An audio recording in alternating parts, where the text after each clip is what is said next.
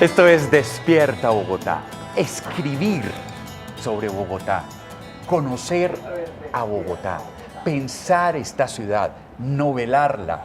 Eso es un oficio que, aunque toda la vida se ha desarrollado, porque hemos tenido toda la vida escritores muy interesantes, de pronto como que la época de García Márquez nos hizo olvidar, nos hizo ir por allá a otros mundos de imaginación, y estos escritores que seguían escribiendo a Bogotá habían quedado pasados a un segundo plano.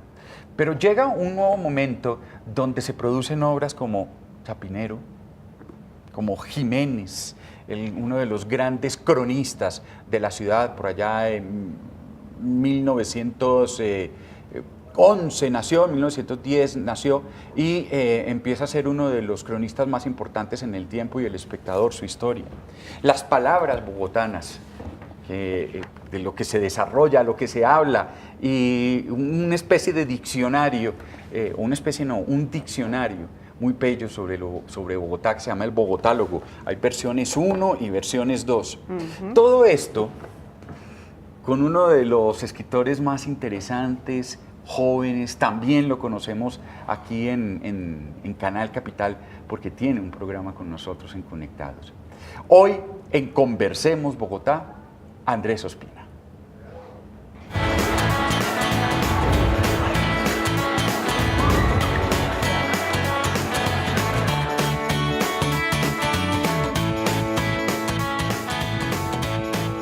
Andrés Ospina, hermano. Tenía más ganas de hablar con usted. Yo también tenía ganas de hablar con ustedes, Mauricio, Carolina, ¿cómo están? ¿Cafecito? Claro que sí, por supuesto. ¿Solito o con azúcar o con crema? Yo lo prefiero solo, sin azúcar y fuerte. Sin crema. Ah, fuerte. Hasta está. Así está bien, ¿no? Muchas gracias. Andrés, ¿a qué hora se levanta normalmente? Porque hoy lo hicimos madrugar un poco. No, fíjate que estoy despierto desde las 3 de la mañana. Ah, sí. Estoy trabajando desde las 3. Es una rutina que tengo desde hace algunos años. ¿Cómo es su rutina para escribir? Como te digo, últimamente he empezado a disfrutar mucho de las madrugadas. Es un momento que me gusta muchísimo porque está muy despejada la mente. No hay mucho ruido, no hay mucha interrupción. Se alcanzan a oír los pájaros y es bastante romántico. Entonces, ¿y el trabajo que lo tiene ahí madrugando tanto es cuál? Un adelantico. Varias cosas. Estoy trabajando en una novela juvenil que espero presentar este año. Es para gente muy, muy joven, de 18 años. Y el proyecto que estoy haciendo con Canal Capital, una segunda temporada de Leer es Volar TV, un espacio Leer es Volar TV, para promover la lectura y los hábitos de lectura entre los habitantes de esta ciudad capital. ¿Y qué? ¿Estamos leyendo o no estamos leyendo? Porque las librerías están abriendo unas librerías maravillosas, ya llevamos unas librerías preciosas, particularmente en Chapinero.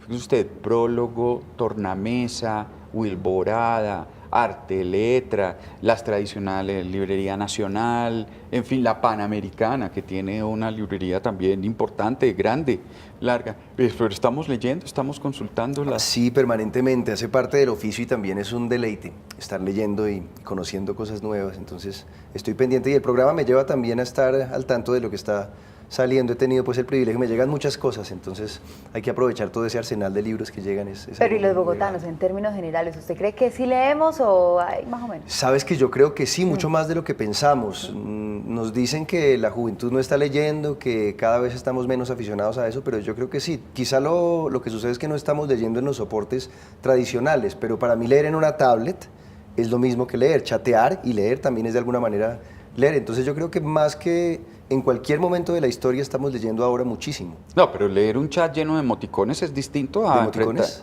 Emoticones, por eso, un chat sí, de muñequitos y de sonrisitas es muy distinto a sentarse a leer un texto, sea en una novela o sea, una tablet o una novela o un poemario o un ensayo. Es verdad, de todas maneras creo que lo más importante, más allá de lo que leamos, o sea, sin entrar en consideraciones críticas, me parece importante que hagamos de la lectura un hábito. Yo creo que hace 20 años mi generación leía mucho menos porque estaba mucho menos acostumbrada incluso a escribir. Fíjense ustedes que el solo hecho de chatear, que suena tan sencillo, tan elemental, tan pobre, es una manera de acercarse a la escritura.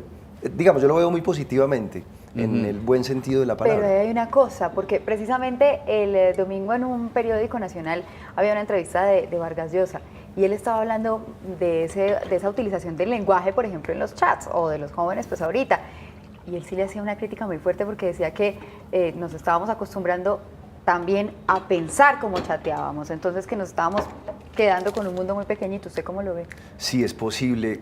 Como te digo, yo celebro la existencia de eso. Sí. No me gusta el emoticón, obviamente no me gustan Sí. las sonrisitas de las que habla Mauricio. Pero sabe, en el chat son supremamente importantes. Le voy a decir por qué. Porque uno puede decir, ¿usted dónde estaba? Y el emoticón le indica en qué ánimo usted lo dice, porque es muy difícil a veces leerlo. ¿Usted dónde estaba? Lo puedo leer como, ¿usted dónde estaba? Es un reclamo. Y si le pongo un emoticón sonriente, dice, ¿y usted dónde estaba? Ah, sí. Es decir, el emoticón empezó, es muy importante porque empieza a aclarar el sentido del lenguaje. Nos introdujo una carita nueva en la escritura. Y una nueva fonética también hay, ¿no? El qué más, por ejemplo, la K se utiliza como un signo que abrevia, Sí. ese tipo de cosas. ¿Sabes? Para mí, que no pertenezco a la generación de más joven que nació con los chats, yo no tengo smartphone, por ejemplo, es una confesión que hago aquí enfrente de Sí, ustedes. yo le he tratado de escribir por el chat y usted no tiene. Pero Oiga, nos ¿sería chateamos, por pero eso por que no Facebook ha sí. venido a Entre Líneas? ¿Cómo que es que no te...? Que sería por eso que no vino a Entre Líneas, porque como yo le chateaba. Ah, es eso. No, mentira. Ah, ¿tú me chateabas? Mentira. Pero no, mentira, eso era Oiga, pero una me broma. dan esa culpa, me la han sacado de una manera. Yo aquí, en presencia de toda la ciudad, porque sé que nos está viendo gran parte Sí. de la ciudad, les ruego mil disculpas, la verdad no tengo ¿Y memoria. por qué no? ¿Por qué no tiene Porque teléfono de estos? creo que es una manera de rebelarme de alguna manera contra la sobreexposición en la que uno está en este momento. Y también, de alguna forma, pues es como la oposición al hecho de sentirse espiado. Yo a veces siento que los smartphones son herramientas de espionaje y me siento espiado y están encima de uno todo el Intimidado, de tiempo. pronto usted a las 6 le entra un mensaje a las 10 de la noche y usted de alguna manera está obligado a contestarlo, ¿no? Exactamente, yo me excuso, yo digo, no, yo no tengo smartphone y entonces digo, no vine entre líneas por esa razón. ¿no? Bueno. Perdón. ¿Cuál fue Vale, su...? No, pero bueno, empecemos a hablar de literatura. Sí. ¿Cuál fue el primer libro que usted leyó? El primer libro que leí no fue de literatura, fue de un célebre naturalista que se llama Conrad Lorenz. Sí, claro. El libro se llamaba Hablaba con las aves, los peces y los pájaros, me parece. O hablaba sí, algo parecido. ¿A qué edad lo leyó? Tenía 4 años cuando lo leí. Yo curiosamente aprendí a leer antes de entrar al jardín infantil. Aprendí pegando las letras que veía en Plaza Sésamo, ¿no? Sabía Sí. que la P con la A daba pa, y así empecé a entender los signos. Entonces leí desde Pero muy- empezó a leer, usted está un etnólogo. Pues, Sí, o sí, sea, porque era lo que había en la casa. Mi tío estaba leyendo ese libro en esa época y estaba a la mano y fue lo primero que leí. Yo era bastante joven, pero fue lo ¿Y primero. los primeros cuentos que usted empieza a escribir a qué edad? El primer cuento lo escribí, que yo lo llamo una novela infantil para que suene pretencioso. Se llama El Policía Torres y tiene un tema muy bogotano. Resulta que hace muchos años había un policía cívico en Bogotá que se llamaba el Sargento Torres, que se dedicaba a cuidar a los niños, a jugar con ellos y todo eso. A mí alguien me contó esa historia cuando yo era niño y yo comencé a fantasear con eso, y el Policía Torres era un agente de la ley que combatía las maléficas fuerzas en ese entonces del M-19, porque yo era el tema de la toma de la embajada y todo eso. Claro. Entonces para mí los malos era el M-19 y el Policía Era lo que Torres nos decían los medios de eran los comunicación. Bueno. enemigos de... yo no pienso de esa manera en ese momento, pero eran los enemigos y ese fue mi primer cuento. Por ahí está todavía ilustrado. Yo En lo ese momento era muy encuaderné. difícil de entender qué estaba pasando, pues, y menos Bueno, en la tenía mente de un 4 años, niño. tenía 5 años, Sí, 4 sí. años, era difícil, ¿no? Sí, sí. Y empieza, entonces, ¿y usted por qué decide, en qué momento se da cuenta que quiere ser escritor y no enólogo? Yo creo que O enólogo. De pronto, bueno, enólogo también soy, ¿no? Y barista, también me gusta el café. Yo creo que se nace de alguna forma, o sea, yo creo que es algo que está en ti, es una vocación que tú tienes. Uno no decide voy a ser escritor, sino que de alguna forma como que empieza a salir en ti. Y me gustaban las máquinas de escribir, como que uno tiene vocaciones, me gustaba escribir a máquina, aprendí mecanografía, me gustaba el acto mecánico de escribir también. Entonces yo creo que nací así. Es como una perversión que viene con uno incorporada a su Bueno, pero conciencia. ahí sí, la pregunta común, ¿no? La de todas las revistas. ¿Y si no hubiera sido escritor? Pues porque como nos estaba diciendo que desde los 4 años ya leyendo, interesado por ese mundo, ¿en algún momento pensó en otra alternativa o no? Sí, de hecho creo que yo he tenido la fortuna, porque ha sido pura suerte, nada más que eso, he sido todas las cosas que he querido ser. Aparte de haber sido escritor, he hecho radio, por ejemplo, que me gusta mucho. Sí. Siempre quise ser disc jockey, yo admiraba mucho la gente que ve en las emisoras en 88.9, en Radio Fantasía, en Estéreo 195. Me hubiera gustado ser DJ, lo fui. Me hubiera gustado ser detective, de alguna forma siento que lo soy. Pero tengo una frustración, me hubiera gustado ser arquitecto. Hubiera sido una cosa que me hubiera gustado hacer, pero no tengo ninguna habilidad espacial, soy muy descoordinado, las maquetas se me hubieran manchado todas, soy tremendamente torpe para ese tipo de cosas. Es un detective de Bogotá. ¿Cómo conoce usted la ciudad? Sale, la camina. ¿Cómo es la manera de usted acercarse a la ciudad y los personajes? Para encontrar, por ejemplo, una historia que usted narra aquí, en este libro precioso. Yo me he acercado solo a 2 libros suyos, que es El Bogotólogo y este. Jiménez todavía no lo he cogido. Pero me halaga mucho que lo hayas hecho, Mauricio, mil gracias. Pero bueno, y llega, la historia empieza con alguien que quiere vender una reliquia que tiene en su familia, al principio cree que no vale nada, en fin, empieza toda una historia siguiéndole digamos, el rastro a esa reliquia y empieza, aquí está, si ven esta edición preciosa de Laguna Libros, donde está la iglesia de Lourdes y que además tiene esta maravilla de introducciones a los capítulos, los nombres tienen esa reminiscencia a esa maravillosa manera que teníamos y todavía más o menos se conserva en Bogotá de marcar los buses, ¿sí? Exactamente, sí, exactamente, es ese estilo de bus, ese estilo de las antiguas Y busetas. entonces, ¿cómo hace usted para espiar, para ser detective en Chapinero? ¿Qué le gusta? Hay muchas cosas, soy muy chismoso, o sea, cualquier cosa que ustedes me cuenten es peligroso que lo hagan porque yo lo puedo utilizar, claro que no menciono sus nombres evidentemente, pero me inspiro mucho en vidas ajenas, tengo una curiosidad tremenda por la vida ajena, tengo una curiosidad enferma por el pasado, me gusta mucho meterme en bibliotecas, en baúles de recuerdos, en álbumes fotográficos, me inspiro en objetos, camino mucho la ciudad, me encanta caminar, nunca he manejado, no, soy pésimo conductor, tomé clases de conducción por allá a los 18 años, pero nunca desarrollé esa destreza psicomotriz y me gusta mucho caminar, entonces la ciudad que camino, la ciudad que veo y pues mucho de la imaginación también de la que me valgo para eso. ¿Cómo se enamora usted de una historia? ¿Cuándo siente usted que la historia está lista? Nunca siento que esté lista. Dicen, y es una cosa que dicen muchos autores, suena como un cliché, pero yo lo veo como una verdad.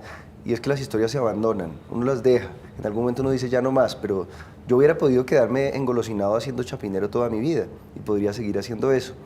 Llega un momento en que por asuntos profesionales, cuando tú ya estás editando libros, pues un editor está encima de ti diciéndote tienes que entregarme esto ya, hay un deadline, como dicen en el anglicismo conocido, entonces me sucede eso, si no yo no las terminaría nunca, pero yo creo que los libros nunca quedan terminados, de hecho sigo corrigiendo, no creo mucho en lo que se llama el tipo movible, yo sigo cambiando cosas, el movable type, que finalmente tú crees que el libro está ahí terminado, pero si tú haces otra edición, la historia misma podría cambiar, y esta tercera edición de Chapinero tiene algunas diferencias leves con la primera, leves, muy leves, pero las tiene. O sea, pero yo creo que esta es la primera, no estoy mal. Bueno, sí, de hecho es la primera edición. ¿Sí es la primera? De 2015. Ah, tienes una primera edición. Sí, tengo la primera edición, pues claro, apenas la vi. De pronto algún día llega a ser valiosa, todavía no, pero soñemos con que Andrés, lo pero será. eso en cuanto a, digamos, una novela, una historia diferente, pero estos trabajos del Bogotálogo que usted nos ha presentado, pues son una cosa completamente distinta, ¿no? Finalmente diccionarios de los bogotanos, o sea, de cómo se expresan acá. Le llama a uno mucho la atención cuando es de afuera, por ejemplo, porque encuentra expresiones pues que se da garra, por ejemplo, y eso para que se lo expliquen a uno cuando es de otro lado es muy complicado.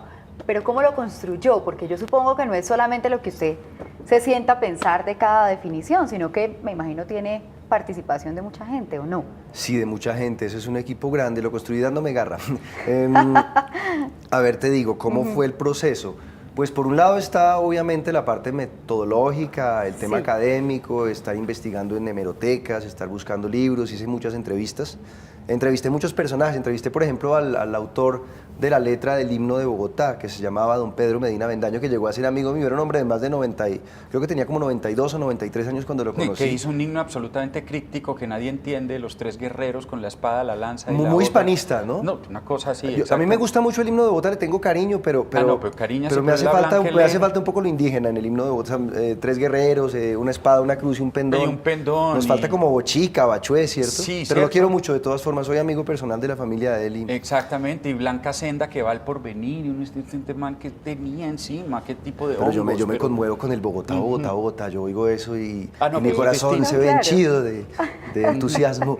Entonces lo entrevisté a él, entrevisté niños muy pequeños, o sea, desde 4 años, grabé palabras, rastreé muchas cosas y una vez hice la lista de palabras traté de corroborar qué tan bogotanas o qué tan habladas en Bogotá eran. Ya cuando tenía esa lista depurada y demás, sí me dediqué a definirlas caprichosamente. Esa Por mujer ejemplo. que estás mostrando ahí es mi mamá, fíjate. Ah, Sí. eso quería que nos contara. Esa es mi sí, señora señor. madre. Ajá. Me va a matar por estar mostrando esa foto de esa manera. No, pero además se la Ah, ya publicó todo el mundo usted la en vio. un libro, yo creo que ya ella sabe que está... Sí, fue una sorpresa para ella cuando la vio. Yo no sé si esté muy contenta, espero. Bueno, la Además que inmortalicé, aquí yo con creo. que, porque las vi que estaban amarradas con diferentes definiciones. Ah, mire, es que le puso chusca. Y la Sí, ilustración. sí, a mí de me la parece, mamá. con todo respeto, mi mamá es una mujer muy chusca. No, lo pues es. claro que sí lo es.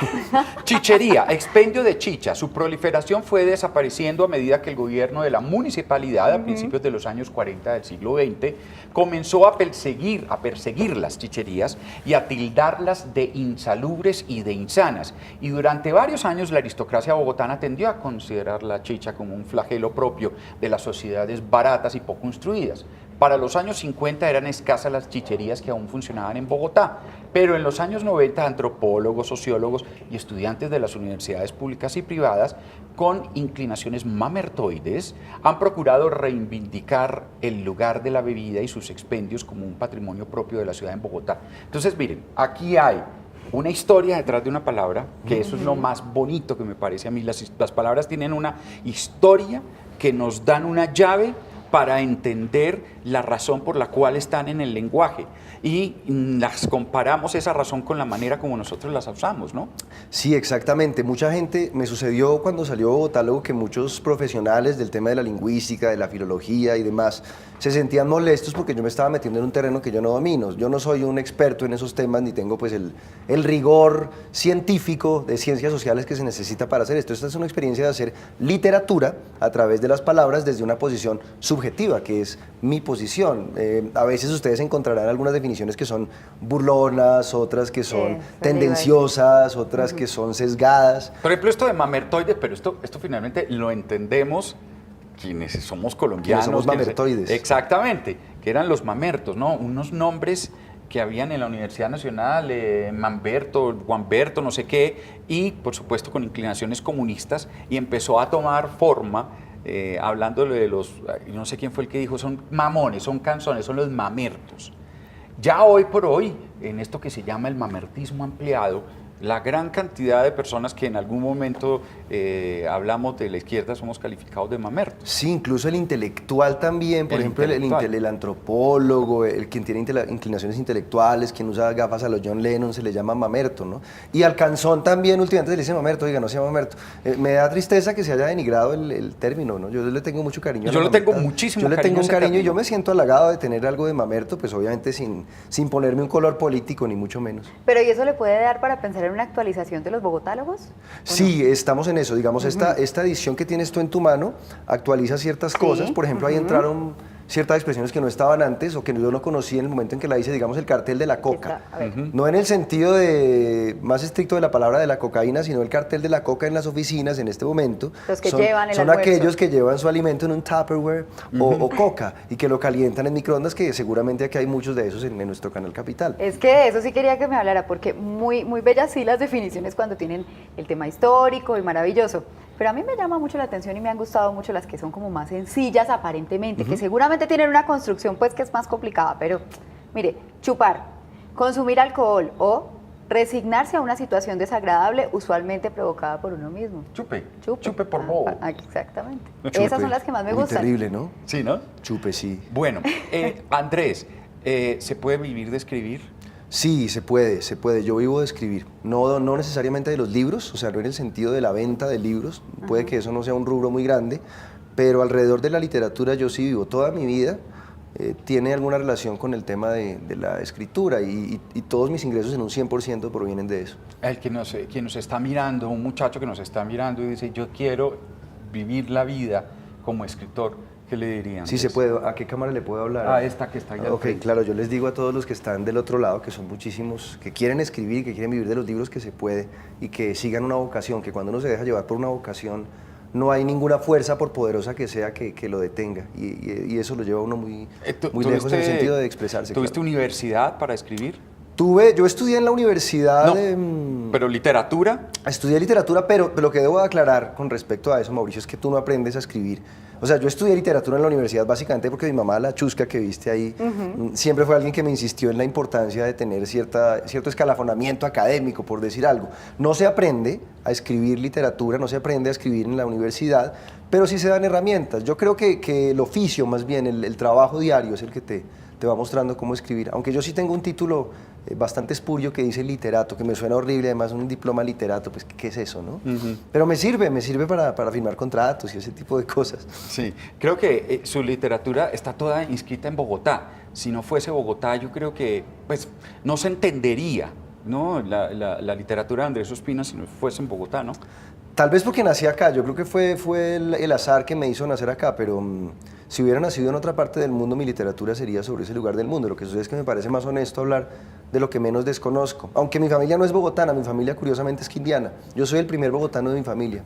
Mi familia viene de Calarcá, Quindío, del antiguo Caldas, de toda esa región y más atrás de Antioquia, fíjate tú. ¿Y no tiene pensado escribirle algo a esa región de donde viene Sí su lo familia, ya he que le hecho, gusta tanto el pasado? lo he hecho, pero no lo he publicado. Pero, por ejemplo, mi monografía de grado, mi tesis de grado en literatura fue sobre el Quindío, un lugar al que le tengo un cariño infinito, porque me parece de los lugares más bonitos que tiene Colombia y me siento tan quindiano como bogotano. Eso también hay que decirlo. Andrés, muchísimas gracias. A ustedes mil gracias por esta invitación. Que nos fue rápido la conversación. Sí. Bueno, pero volveremos alguna vez, de No, pronto en espero que unos sí. años, ¿no es Ah, cierto? siempre bienvenido aquí, ¿cómo no? Un gusto estar con ustedes. Muchísimas gracias. Andrés Ospina, escritor bogotano, hoy en Despierta Bogotá.